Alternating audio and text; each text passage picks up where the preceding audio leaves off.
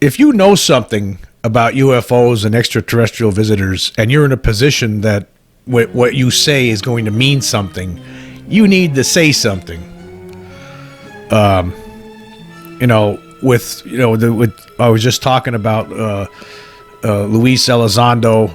He's going to do a book deal, and he's holding back. Apparently, he has some new things to add to what he's already talked about, already stated, and but he's going to hold back. So, and he's going to wait till the book comes out. I think that's not right. I already talked about that, but here's the deal: if you know something and you're in a position like he's in, like he's a former government employee that was actually in charge of this program that was looking at UFOs, and if you're someone like him, it's only right and it's only fair to make that information known, because there are people out there, believe it or not, who still don't accept the reality that there are extraterrestrials coming to this planet, and they are here on this planet, and there is an extraterrestrial presence on this planet. I know that for some people out there, that's hard to believe, but when you have someone like Lou Elizondo come forward and say, yeah, I worked for the government, and yeah, we don't know what they are, and if you come out and just say, yeah, we think it's extraterrestrial, which nobody said that directly, he hasn't said it, but they need to say that needs to be said, because it's important. It's important that people know. The more people know, the better, because I'll tell you why. Okay, I've told this story before, but I'll tell it again. In 1994, August of 1994, I was on a fishing trip.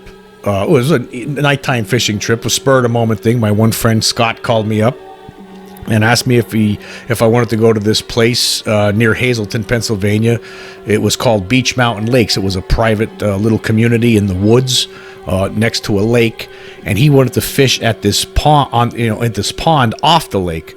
And he said he got his mom somehow knew someone there, and she got permission for him to go there, and he really wanted to go fishing at this pond, night fishing. And he called me up in the afternoon. This was a weekday, and I said, yeah, I'll go. So we ended up going fishing. We showed there. It was getting starting to get. It was dusk, and we were fishing all night. We weren't catching it. We were at this pond, basically in the middle of nowhere, in this private community. It was a gated community. He actually had we had to stop at it. There was a security guard there when you're driving in, and he talked to the security guard and told him how, that he has permission to come here tonight, and he gave a name. I don't know exactly what he said, but we got in. So then we drove back to this pond, and it was basically, in the middle of nowhere in the woods. And, we were fishing there for hours, and we weren't catching anything. And after a few hours, it was pitch dark. You're in the middle of nowhere, it's pitch dark. And then all of a sudden, I turned around to get something out of the tackle box, and I see behind me was, I was sitting in front of the pond, and behind me was this open field with a lot of high, tall grass, and on the perimeter was forest. Well, actually, an area where there was a road nearby where in that forest, that's the direction from which we came in. And anyway, I saw, all of a sudden when I turned around, I saw these three giant bright lights, looked like gigantic headlights, huge. And they were lined up horizontally, just three lights in a row horizontally. And they were they were lower than the trees, some of these trees that were behind me. And I turned around, I saw this thing. It was coming from behind the trees. This thing was huge, whatever the object was. All right, it came out from behind the trees, and I said to Scott, I said, what's that? He turned around and saw it. He said, I don't know. And this thing was making absolutely no sound at all, right? And it was only about 2.5 stories off the ground. And anyway, it came out from behind the trees to a clearing, and then came across that above the field, the high grass, that small field, right to where our position was. And then when it got to us, it was only maybe, 10, 15 feet in front of me. I'm looking up at this thing, and it's only 2.5 stories off the ground. Scott was closer to it. Actually, he was just about underneath it, and he had a flashlight, and he started shining it out underneath it. Now, by this point, by 1994, I was, because of an experience I had when I was a kid, I researched UFOs, I watched documentaries, I had started reading books at that time, and my concern when this thing, I mean, basically it came close to us and then pretty much stopped in midair for like a few seconds and just hovered there. And I was, my first reaction was, let's get the hell out of here. That's why I said to Scott, let's get out of here, right? So we hurried up and threw everything into the back of the pickup truck, and then we flew out of there. And actually, we as we're throwing the stuff in the pickup truck, the things start moving in another direction. Like it hovered in front of us and then start moving backward in a different direction than from which it came, an opposite direction from which it came, or I guess a parallel position from which it came, and it started going toward where the forest was, going over the trees, very close to them. And I mean, it wasn't that high off the ground. It was unbelievable. I mean, it was stunning.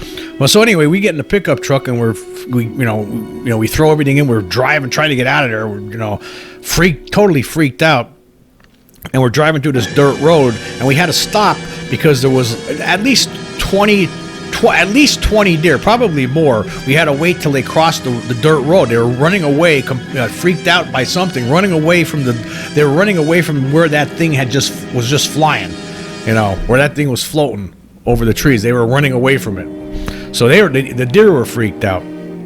So I remember we got out of there, and we drove to we drove into Hazleton, and we went to a coffee shop, and we were both totally shocked. There was no talking for a while, like after this happened. We just got to this coffee shop. We went in, and the first thing I said to Sky, Sky, no, that was a UFO.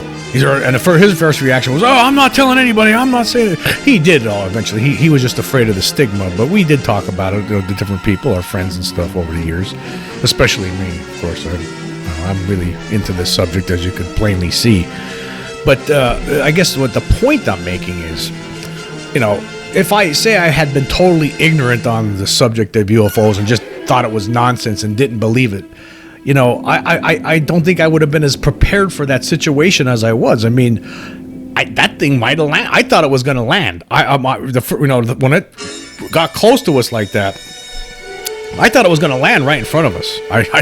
I thought the next thing was going to happen was that we were going to be getting, forcibly dragged into this craft and examined by, gray aliens. That's what I was imagining, and rightly so, because these things have happened, as we know. I mean, there's been people over the years it's happened. I mean, if you look at just some of the famous cases, the Pascagoula case in 1973, two guys were happened to be fishing, on a river in Pascagoula, Mississippi, and all of a sudden this object just comes right up and lands right behind them, and a door opens up, and these three robot kind of creatures come out and just grab them, basically paralyze them somehow. They're paralyzed, and then take them into the craft, and these other beings come in and they get and they're examined, like they're animals, and then after examination was over, these things just brought them back out and set them back where they were. And then, of course, Travis Walton, 1975, a similar kind of thing. There's a flying saucer hovering in a forest in the middle of the night, and he gets out of a truck and there's 6 other guys in the truck, and they're just watching this, and he gets hit with some kind of a light beam, and next thing you know, he wakes up inside of a spacecraft, and there's aliens hovering around him. That's the kind of stuff I would. By that point, by 1994, I had done enough research that I knew that what possibilities could were ahead here. So, I think you're better off being prepared. You're better off knowing. I mean, if there's a lot of people out there who don't believe in this kind of thing, and then when something happens, they're going to be completely caught off. I mean, it already does happen. I mean, there's people out there, you hear, there's a lot of cases where people say they never even thought about it. They thought it was crazy, and UFOs and extraterrestrials. They just thought, oh, that's not true. And then all of a sudden something happens to them, and then all of a sudden they become true believers. But the shock, at least, like, say if we would have got captured that night, it would have been like, okay, this is what this something what I expected.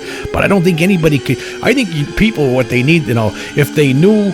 If our government was more forthcoming about this and more truthful, then it takes the sting out of these incidents when they do happen. if they do happen. I mean, the chances are, nothing's going to happen to you. You're never going to. Most people don't even see them. A lot of people don't see UFOs or see better stated, flying saucers that are operated by extraterrestrials. UFOs could be anything, right? But some of them are. A percentage of them definitely are not from this world. Like that thing that my friend and Scott and I saw in August of 1994 was certainly not of this world. In fact, I talked to Scott in recent months, and we talked about it again. I brought it up again, and he talked about it, and he's convinced that whatever that was not of this world, and I am too. There's no way that we have technology that could do the things that this thing did. I mean, you had to be there to understand. But again, I was more prepared for this at the time. I mean, even more so than Scott. Scott was standing there with a flashlight. I mean, first thing I was thinking was, a beam of light might come down and hit him, and next thing you know, we're both getting abducted, or he's getting abducted, or So I examined. So I felt like you're better off being prepared. But imagine being completely unaware that this is a reality, and all of a sudden something happens where whether it's in your bed at night and they come for you, and they which happens to some people, or you're out fishing, and something happens, or another fishing trip to talk about was the 1976 Allagash incident with those four buddies that were abducted, and they didn't remember it till like 12 years. Didn't realize exactly what happened until 12 years later when they all went under hypnosis.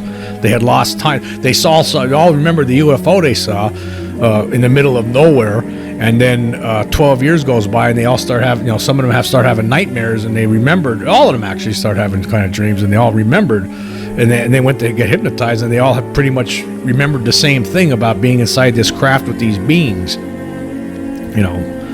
So imagine. I don't think anybody could.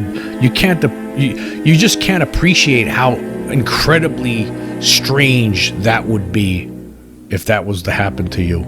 If you were to, you have to really sit down and think about it. I mean, you people say, "Oh yeah, abducted by aliens." Yeah, he said he was abducted, but think about what that really would be like. When you try to imagine what that would really be like, you can't. It's really hard to, but you should, because you should be prepared in case it ever happens to you, because you just never know.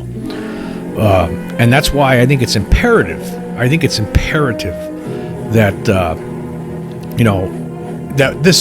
that the world knows, everyone knows, everyone is given this information, so they're not just caught off guard with their pants down and like, oh, well, I didn't know this was real. You don't want to be one of these. You don't want to be.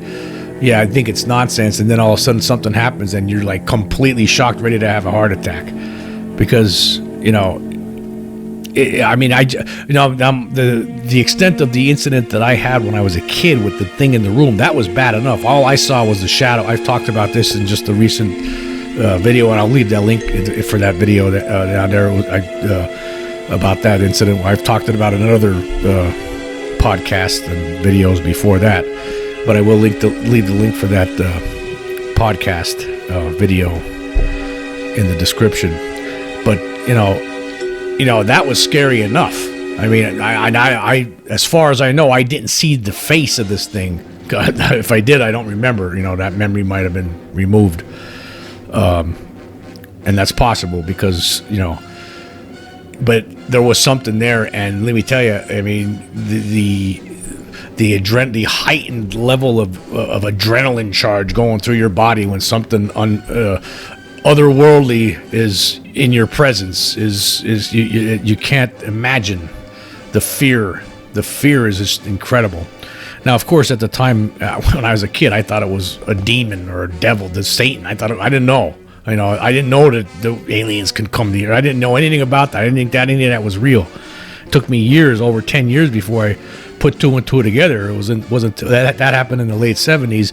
It took some till late 1980s where I realized what had happened and what most likely that was, and actually what it was. It had to be. I mean, because there's no way. I don't think it was a demon or a devil. I think it was an alien. Whatever this thing was, it had 3 fingers on its hand, and that was it. And it was incredibly scary. But yeah, you're better.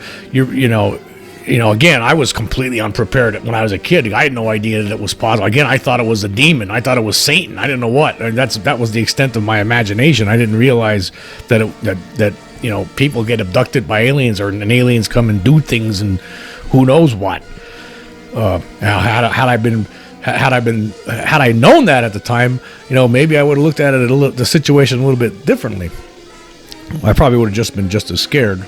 Don't get me wrong. I mean, I would have definitely been just as scared, but at least I would have been somewhat more mentally prepared. But yeah, I think it's something that's why it's important for everyone to know. It's real. Extraterrestrials are visiting this planet. They're a presence on this planet. They've been a presence on this planet for who knows how long, since at least the 40s, right? Most certainly longer than that. But they're here, and whatever they're up to, we don't know. But more people need to be aware of this, and that's why we need full disclosure. This piecemeal stuff. I mean, come on, let's move on with it. If anybody has information like Lou Elizondo has, he's holding back for a book. That's not right. Tell us right now. What do you know? Let everyone know. What do you know?